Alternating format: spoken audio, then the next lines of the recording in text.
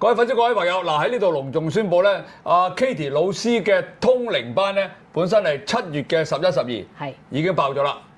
多謝大家嘅支持啊！唔好意思啊，已經冇位啦。啊，咁好啦，不過咁啲粉絲咧仲好多係想參加咧，我哋就有一個新嘅通靈初班咧，就喺7月嘅25、26。冇錯，係啦，都係星期六日嚟嘅。都係星期六日啊，係全日班嚟嘅。咁你哋如果想報名咧，就揾小助手啦。咁啊，另外咧，阿 Katie 老師咧，呢個新壇啦，係觀音蓮花壇啦。咁嗰個觀音蓮花燈咧，已經陸續咧，有啲粉絲咧係已經咧認訂咗㗎啦。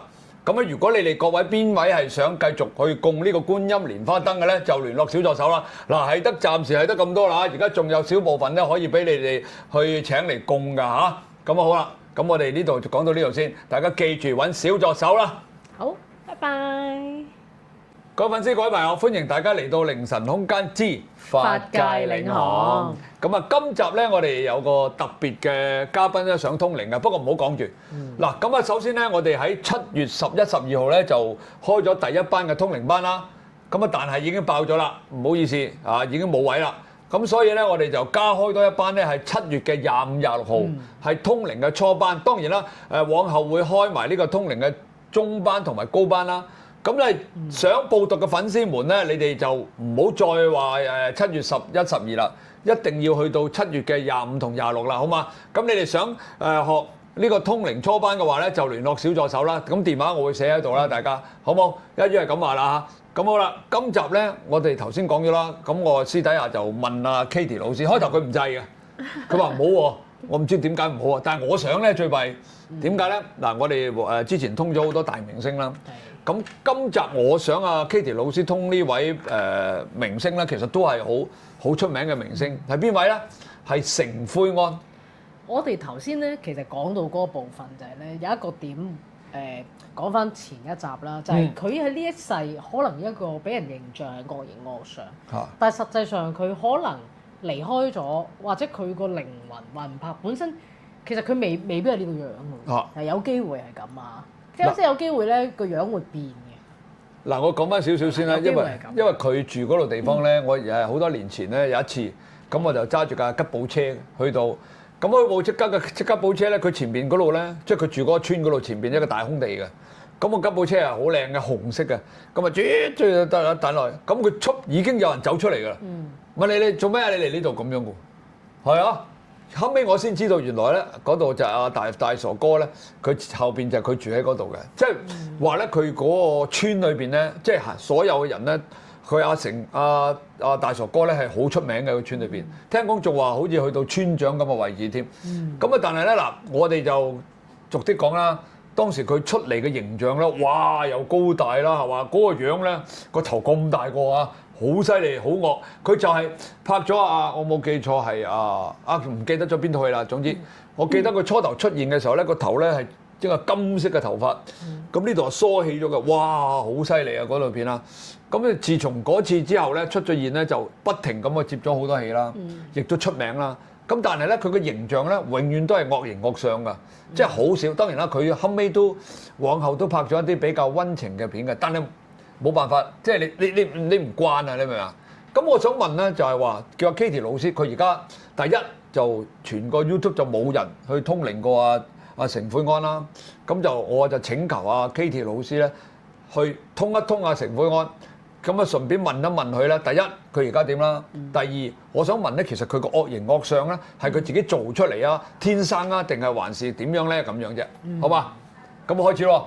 好。因為其實頭先你一路有講緊咧，佢嗰個意念啊，嗰個能量已經嚟咗。嚇。係啦。咁我再啦，因為我哋每一次通靈前都會先祈請一下觀音上師嚇，我哋先祈請一下先。好。我可以得到觀音上師啦，以及宇宙神明嘅允許咧，去讓我去做好安全咁樣啦，去做呢一個嘅通靈啦，通靈大傻哥啦。好，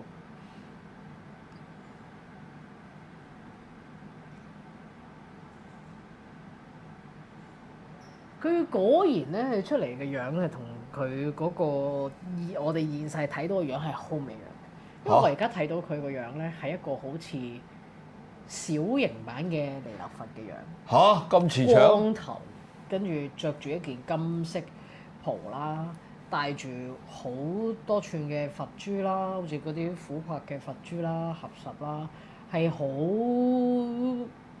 恭敬嘅樣子合十咧，同我咁樣去鞠咗個躬咁樣嘅。咁我問佢你係咪同緊彌勒佛修行啊？佢話係嘅，我又係而家喺天，佢係去咗天界嘅，係同好多唔同嘅神佛修行啦。咁我又問佢話點解你唔俾翻你嗰陣時生前嗰個樣我睇啊？佢話其實呢個咧係一個皮囊，一個外相，其實係咪真係咁重要咧？即係佢都雖然佢都明白，好多時好多人停留喺對於佢嘅印象係停留喺呢一個嘅外相，但係其實即係惡形惡相啦，呢個啦。但係其實佢話對佢而家嚟講咧，嗰啲已經係過去，亦係唔重要咁樣。咁佢亦都我問佢，咁你嗰陣時係點解會有呢啲角色嘅咁樣？點解要做呢啲角色啊？佢話其實嗰陣時咧冇特別係設定嘅，即係純粹即係有一個角色嘅。喂，你要做嗰個啊，咁我就去做，即係冇特別咩什麼鋪排。但係一路做嘅時候，佢有時佢話佢覺得佢個心生有少少內疚，就喺個戲裏邊會唔會對啲人惡得滯咧？因為嗰個惡言惡相係有發放咗一啲唔係幾好嘅能量。雖然佢知道係戲入邊係唔係真嘅，即係你譬如話我喺戲入邊恐嚇啲人，或者攞刀指住啲人，即係啦打人。咁即係，但係佢事後佢會有覺得我係咪喺個戲入邊做咗傷害人嘅行為？係啦，佢係有反思呢樣嘢。咁都有悔疚喎。各位粉絲，各位朋友，我叫香港祖哥，我係大約用咗2年時間咧，就由0粉絲咧去到而家咧係13萬粉絲啦。咁仲有咧，我用咗大約係1年時間咧，就由1個 YouTube 頻道咧演變到而家咧大約25個 YouTube 頻道。嗱，因為咧我係喺香港啦、澳門啦同埋深圳咧係開班咧教大家成為 YouTuber 嘅。我呢個課程咧叫做100萬年薪不是夢啊！嗱，大家記住啦。如果你想賺額外嘅收入咧，你就一定要報呢個班啦。因為點解？嗱，譬如你有間公司啦，如果你成為咗 YouTuber 之後咧，你可以免費為你呢間公司咧去做推廣嘅工作啦，淨係廣告費都慳翻唔少啊！嗱，仲有如果打工嘅你嘅話咧，你可以一邊打工咧，亦都一邊去拍攝 YouTube 咧，係賺取額外嘅收入嘅。呢啲額外收入係非常之可觀㗎。嗱，其實咧成為 YouTuber 之後咧，你可以賺線上嘅收益啦，例如廣告分成啦、直播帶貨啦、打賞啦等等啊。咁啊，仲有最緊要嘅就係線下收益喎。嗱，點解咧？因為咧，譬如好多羅湖關口啦，甚至乎香港咧，好多老闆咧都想揾我哋 YouTuber 合作咧，拍一啲探店嘅視頻嘅。嗱，透過呢啲探店嘅視頻咧，我哋就會賺到好多額外收入啦。嗱，除咗線上收益、線下收益之外咧，你所得到嘅利潤咧係非常之多㗎嚇。嗱，呢一樣嘢咧，我就會透過呢個100萬年薪不是夢嘅 YouTuber 課程咧，教曉俾大家啦。課程裏邊咧，仲會教大家咧乜嘢叫做 YouTube 流量，仲有流量嘅密碼添。將呢啲所有嘅教曉俾大家之後咧，你就可以能夠好輕鬆啦、好快脆啦、好簡單咁樣咧，成為一個真正嘅 YouTuber，然後去賺你嘅額外收入啦。嗱，嚟緊嘅6月16號將會有免費試堂，大家上一上呢個免費試堂先，聽聽我究竟點教你。所以話咧，呢個免費試堂咧對你嚟講咧係非常之重要㗎。嗱，記住6月16號呢度咧，我將嗰個聯絡小助手嘅電話放喺呢度，你哋只要揾小助手去報名就得啦。嗱，講多次係6月16號，大家記住參加呢個免費嘅100萬年薪不是夢嘅 YouTuber 課程啦。6月16號，大家係啦，佢有呢個嘅，咁所以佢話其實佢臨離開嘅大概10年期間啦，佢係減產減咗好，即係除咗身體理由之外，佢係刻意，因為佢唔想第一嗰樣嘢，即係做扮演呢啲角色已經好多年。第二就係佢覺得，就算喺戲內做呢啲嗰啲叫咩欺負人啊、恰人啊、打人啊，佢覺得咁樣都係傷害咗人。係啊，佢後尾佢就發心，佢話都明白，就算洗底都好難㗎啦，因為啲人係植入咗我係一個惡人呢一樣嘢，植入咗呢個標籤，唔係咁難去，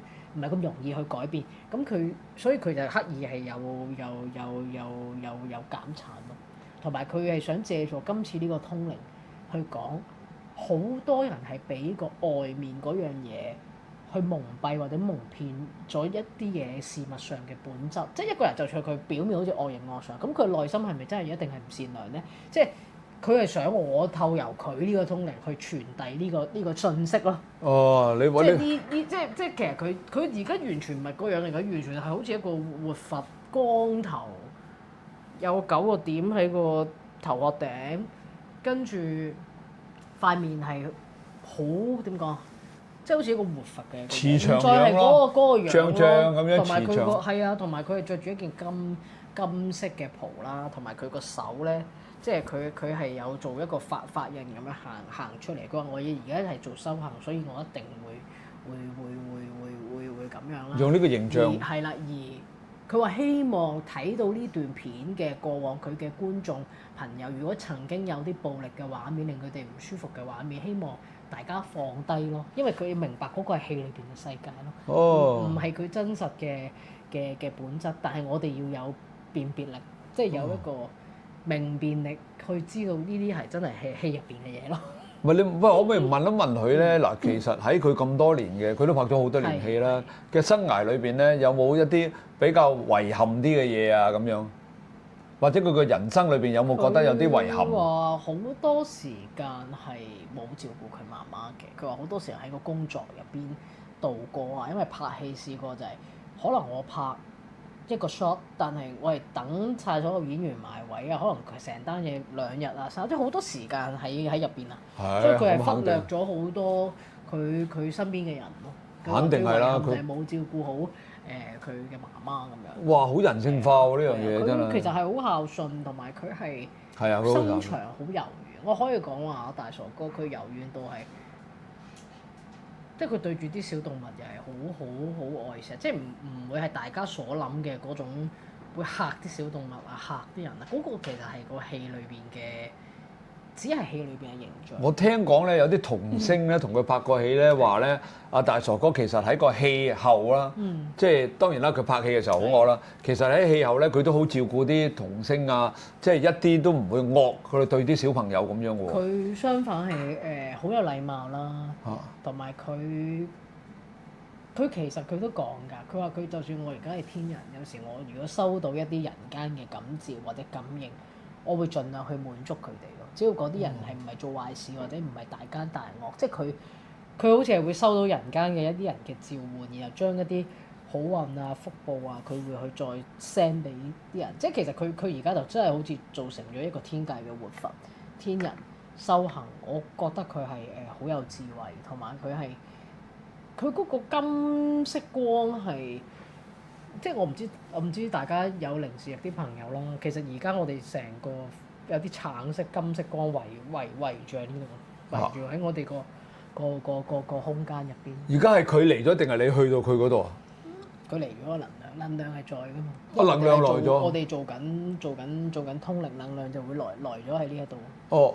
但係當然啦，我哋個通靈嘅方法，我哋係去睇，而唔係我哋係唔需要有一個上身。係啦，我哋去睇咯。所以一定係會有好安全。有樣嘢好特別嘅就係阿 Katie 老師啊嗱，咁啊你嗱阿陳悔安當然啦明星啦，都係當然佢未到最 top 都係第2㗎啦，肯定係啦。咁啊仲有啦嗱，譬如之前我哋通靈過啦，阿妹啦，或者其他明星，呢啲之前嘅明星，你通完靈之後咧，即係同佢通過靈之後，佢哋都去咗天界嘅喎。而家暫時我哋未通到一個咧係落咗地下邊嘅喎。可能都係一切做一個安排啦，因為有時我哋做邊段時間做邊個嘅通靈，我覺得係好同我哋嘅觀眾朋友嘅能量場係好有關係嘅。因為即係隨住我哋頻道一路越嚟越多人睇啊，或者朋友有介紹朋友啊，大家嘅意識嘅水平、大家嘅理解啊一路提升啊，咁可能係會有深入有好多唔同類型嘅內容。咁show 翻咁多次我都覺得好正面，包括頭先阿大傻哥其實有一句講得好好，我哋好多人睇嘢真係睇個表面，冇睇到入邊嗰件事或者嗰個人嘅本質係點樣。其實好多時我哋可以用個內心去真正去感受嗰件事或者嗰個人本質係咪咁咧？但係佢亦都講到有一句好有趣嘅就係，大家只認到戲裏邊嘅大傻哥，但係其實我哋人生又唔係一場戲咩？所以呢句我覺得好入心咯，因為戲，佢喺個戲入邊係一個戲。我哋而家喺我哋嘅人生嘅一個戲。當我哋第日百年歸老死咗，再睇翻，又係一場戲。所有嘢都係人生如戲。即係我頭先係接收到一個咁有層次嘅信息，所以我必須我要翻譯翻俾大家去知道，然後大家去思想一下，如果我人生係一場戲，我又係咪咁需要困住喺個劇本入邊呢？而唔開心啊，或者係冇辦法向前行呢？咁呢個係好值得大家去思考。所以我覺得頭先阿大頭哥咧呢個咧，佢頭先講再三講，你哋唔好俾我喺戲裏邊嗰樣嘢嚇到。嗰個唔係本質嘅我，佢係重新講咗好多次，起碼超過3次。我一路收嗰個信息，佢話你要鄭重咁樣同佢哋講，唔係咁樣嘅。喂，真係佢個啱喎，因為我哋而家呢啲片啦，越嚟越多人睇啦，好多時一條片都過萬㗎啦。佢同埋我哋個轉化率好高喎，有啲片咧係轉化咗800次出去。因為有時咧即係好多人都會話啊，從現代嘅角度講就係啊，你流量高吸眼球，你講嗰個話題好爆。但係如果將呢樣嘢用能量學去講嘅話，其實都係能量同頻相吸啫嘛。你需要知道呢個資訊，你想聽呢樣嘢，你自然就吸到去睇啦。譬如有啲人好中意睇鬼片嘅，好中意俾人嚇嘅。你帶有一個恐懼嘅能量去睇鬼片，咁當然係恐懼啦。但係你係帶有一個平和平靜嘅能量去睇鬼片，當然係好唔一樣。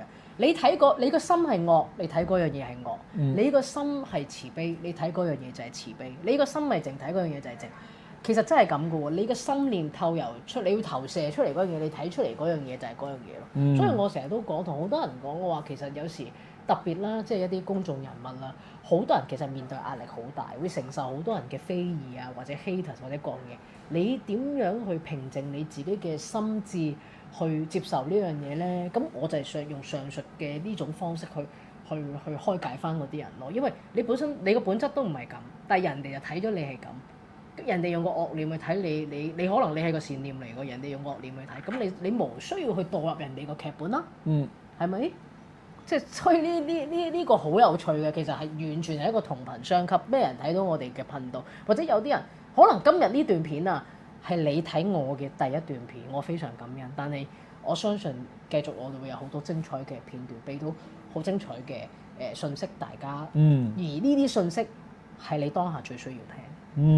哇！好似做咗一個，我覺得其實有時好得意嘅。雖然表面我哋係一個通靈，但係好似同各位觀眾嘅溝通咧，好似係上咗一課，或者係好似透由我去講咗一啲人生嘅哲理啊，或者一啲道理啊，或者解咗你哋一啲嘅心結。其實我係好感恩我哋呢個YouTube 嘅頻道嘅，無論係靈神空間定係法界靈我係好感恩，因為能夠做呢個平台去開解到大家，只要大家係可以走到出嚟。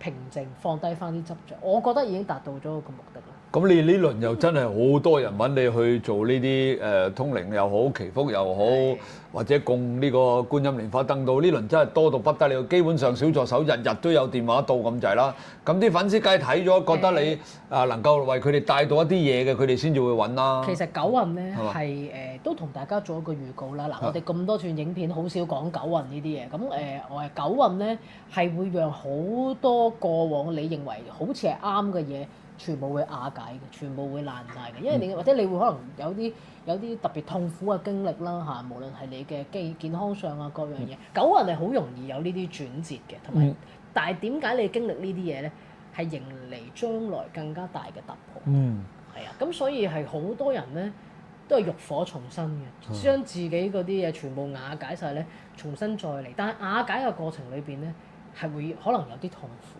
或者有少少轉折，我即係我成日都講啦，唔好用挫折啊呢啲嚟形容啦，係轉折或者係挑戰，但係呢啲咧係絕對係可以跨得過，咁所以好多人問我啊，其實Kitty 老師，其實我通靈問時問完之後，可唔可以改啊？咁啊當然我哋係有辦法可以改，先會叫你去問啦，係咪？如果你問嚟問去係冇結果係冇意思啊，係咪啊？最重要係我哋可以轉化咗。明白，喂，好啦，咁我咧一呢集係講成本案啦，咁我哋人生如戲啊，估唔到個題目變成咗係人生如戲，佢其實係好有呢個好睿智，好有智慧。嗱，因為咁樣嘅，我想問咧，嗱其實頭先我哋問咗好多問題啦，佢亦都呢個叫做勸勉咗我哋啲粉絲們嘅一啲説話啦。咁我想問下佢啦，嚟緊嘅佢而家或者佢將來會喺嗰個天界裏邊做啲乜嘢咧？佢而家其實係做一個普渡嘅工作，同埋佢會收到好多善信嘅回應，然後佢會再即係幫我哋去做一啲祈福啊、消災啊。即係佢半個神仙㗎咯喎！活佛，佢其實一個佛像，其實佢已經本身係而家已經係收到係一個佛像啦。佢個位列都好高㗎，係啊，我感覺到能量係好強。好紮實，所以頭先我哋其實呢度成個空間嘅能量都唔同咗，係光好多。係嘛？係啊，佢同阿 Danny 好唔一樣喎。哦，好得意。感覺好唔一樣嘅，每一個明星嘅能量每個都唔同啊。但係佢個共通點就係佢哋大部分都去咗天界上面嗰度喎。冇錯。啊，我而家又抵死啦！我就係諗下會唔會有朝一日我哋通到某一個明星，佢唔係喺天界嘅咧？你朋友都係天界㗎，上次阿祖哥朋友嗰集原來好多人睇過，原來好多人睇完話俾我聽。原來有個神明係叫聖結萬上師，好多人話翻俾我聽，好精彩。你知唔知？你朋友嗰集或者睇到好感動。我朋友嗰集啊，你知唔知道我分享咗？其實我對唔住咁講，因為我之前都唔信阿 Katie 老師，即係對唔住啊！即係當你成為我學生嘅時候，我只不過就咁拍咪拍咯咁樣。但係自從嗰集之後咧，因為你講到嘅嘢係我冇同你講過，即係你包括嗰個畫面啊。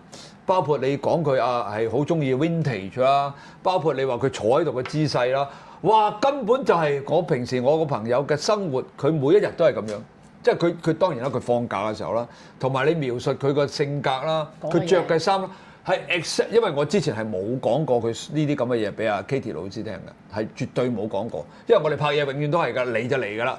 係嘛？咁所以咧，自從嗰次之後咧，我亦都將你嗰條視頻啦，我分享咗俾好多人。我話，如果你話呢啲嘢係假嘅話，我想問你 ，Katie 老師點樣估得到嗰個情形出嚟？點估？係99%啊！其實咧，好多人都話咧，即係做即係我哋通靈，好多人因為睇唔到，好似係冇辦法去引證啦。其實我想講咧，你要作古仔咁短時間都作唔到，真係作唔到嘅。你點可能編幾千個劇本出嚟？冇可能。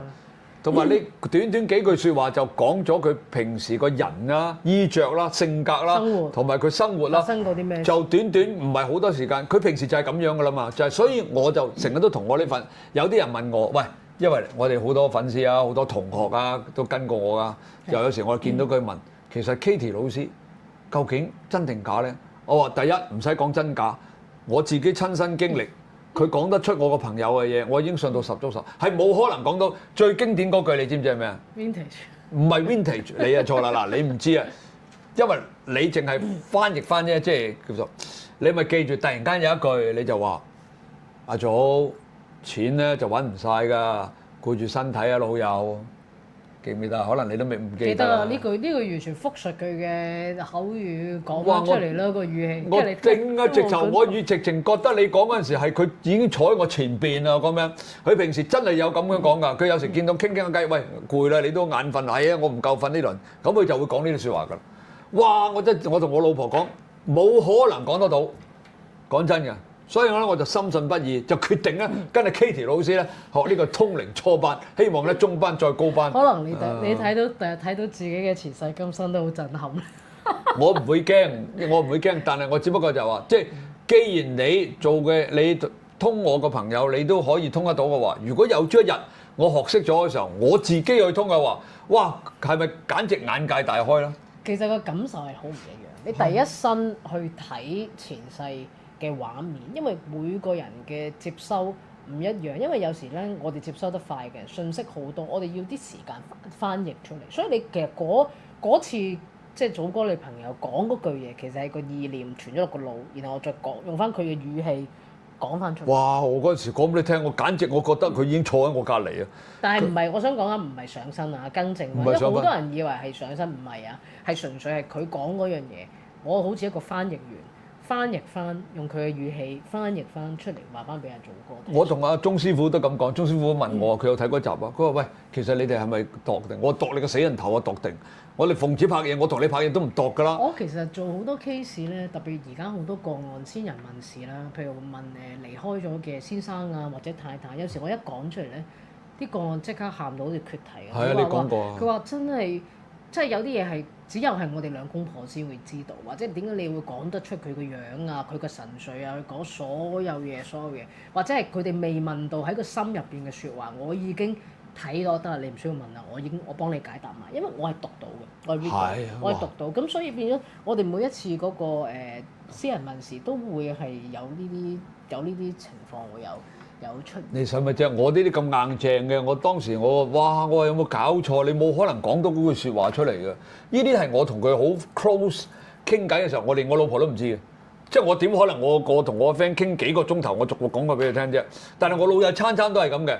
佢一見到我有啲唔對路咧，就話：唉，冇揾咁多錢啦，錢就揾唔晒㗎，你休息多啲啊，兄弟咁樣。我反而我好記得就係佢嗰次嘅通靈，佢講我好深印象咯。我見到因為日落嘅畫面，佢釣緊魚，佢同我講呢度咧好似冇夜晚嘅，淨係得日頭咁，長期都係咁樣。跟住咁樣講，我就覺得咦，有對應嘅喎。佢喺嗰個環境係唔會有唔同我哋呢度嗰個環境，因為某程度上佢嗰度喺嗰個天界，其實亦都係另外一個大型嘅信息嘅投影場，係真係冇日夜。不過佢好彩，佢都即係唔好彩啦。佢係好就係去咗近住天界嗰邊修行啊，唔係落咗去地下。同埋佢做嘅嘢係佢中意做嘅嘢。係咁啊，我都安慰。我自從你講完之後，我就唔使再想見到佢啦，因為你話咧，佢都唔想見到我，因為天人即係人同埋陰，始終係即係唔理佢去到邊個位置啦。咁我亦都你起碼上你。之後咧，我都釋懷咗啊！你明唔明啊？所以我就覺得我哋呢咁多點解咁多粉絲嚟揾你咧？起碼上你講到個情形啦，佢所有嘅嘢，即係佢成日你明唔明啊？個腦成日諗住好辛苦啊嘛。其實做私人問事好多時都係好多個案係一個釋懷好緊要，係啊，好緊要。好多時等於好似破地獄嗰套戲，點解我哋要睇咁多次？就係因為透遊嗰套戲可能釋懷放低一啲我哋親人離開嘅一啲情緒啊，咁你私人問事都係好多時就係我哋大家都係求一個答案。私人問事好常見嘅，我爸爸媽媽而家喺邊？投咗胎未？我燒嗰啲嘢有冇收到？而家佢哋有冇變成陰靈定係點樣情況？可唔可以話俾我睇？或者我發夢見我媽媽，我媽媽係有咩想話俾我聽咧？媽媽喺嗰邊。係咪食得飽着得暖？我相信呢啲嘅問題好常見，好多我哋做仔女經常有。所以你今日就透由呢個節目大傻哥呢個通靈呼籲，即係其實有啲人如果仍然係活喺離開咗嘅屋企人嘅一個悲傷啊悲痛入邊，其實係絕對可以走得翻出嚟嘅。係咯，我覺得可以放低嘅。因為真係可以將嗰個你明唔明？我等於我你未幫我通我老友阿鄭總之前咧。我個心成日都唔舒服㗎，我成日都同我老婆講，唉，我老婆又問做咩？有鄭總啊？我話係啊，有鄭總。即係你一掛住個 friend，唔舒服啊！唔係你一諗起佢你就唔舒服啊！真係。咁自從嗰次之後，我同老婆講，佢而家好過我嘅生活，唔使啦，得啦 OK。咁咪有個釋懷咯，係嘛？咁啊，即係其實呢樣嘢我都覺得真係幾好嘅。所以點解咁多人揾你去幫佢哋通一通靈就咁解咯。其實破地獄有一句嗰個電影有一句嘢，我都覺得係講得好好嘅。有時我哋生人都好多地獄要破，我哋喺呢度生活，我哋人咧最痛苦唔係面對冇錢各樣，係生老病死。呢個係不斷都係有經歷，重複有重複，係啦，重複又重複經歷。咁如果大家啦，即係第一次睇到我哋呢段片咧，感恩大家啦，可以重溫翻做歌通靈朋友嗰個，同埋有一集咧生死之門嗰集我都係好。哇！嗰度都收視好高喎。嗰集我好中意嗰集，因為我覺得係。好講到我自己嘅經歷啦，同埋一啲我對生死嘅睇法啦，同埋我覺得呢個生死教育咧，對於我哋嘅所有人咧都係好重要嘅。特別而家年青人喺學校係學唔到生死教育，佢哋面對唔知點樣面對生死嘅，會好突然嘅。大部分人都係好突然，唔知點面對，或者係面對完之後嗰個悲傷個後勁係好強。有啲人咧辦喪事嗰樣嘢冇嘢喎，但係過咗若干嘅時間咧好悲傷，或者一路沉溺咗喺個悲傷，咁呢個係可以都透由去發事去做。可以到時揾一揾你。因為有啲人真係喺嗰個悲傷走唔到啊！但係佢自己都好想走翻出嚟，但係冇方法。咁透由私人問事或者一啲發事嘅方式係可以有啲幫助，因為我會重整翻佢嘅心脈嘅能量。因為好多人咧做過過度悲傷嘅人咧。個心脈會斷晒。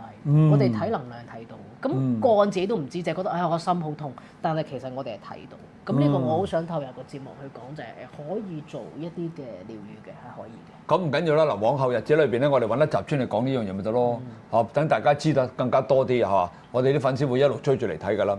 咁好啦，嗱呢集又差唔多啦，我哋今集咧係講咧通靈成灰安啦、大叔哥啦。咁而家基本上佢喺嗰度嘅地方嘅時候，個法相各方面都係好好啦，慈悲啦、祥和啦、福相啦，同埋佢都係好有求必應嘅天人。咁希望咧佢識佢嘅朋友啊、粉絲啊，或者佢屋企人都好啦，咁就唔使再係有啲咩牽掛或者擔心啦。佢絕對係俾我哋覺得好，好有福氣。好，咁呢集到呢度啦。記住，我哋係凌晨空間之法界領航，身邊係我通靈師 Katie 老師，我哋同粉絲講拜拜。好，拜拜。